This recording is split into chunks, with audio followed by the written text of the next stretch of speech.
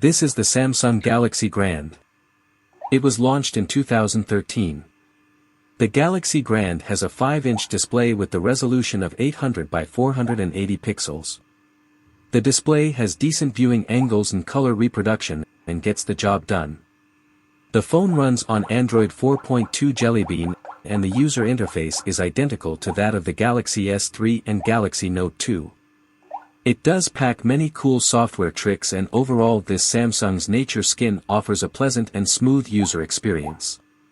The Galaxy Grand features an 8-megapixel rear camera which can record videos in full HD resolution.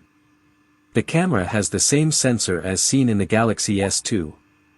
It is powered by a 1.2 GHz dual-core processor and has a RAM of 1 GB. The internal memory is 8 GB, which can be extended to another 64 GB by use of micro SD cards. The battery is 2100 mAh, which easily lasts for one full day. The Galaxy Grand costs around $200 and overall offers decent performance for its price.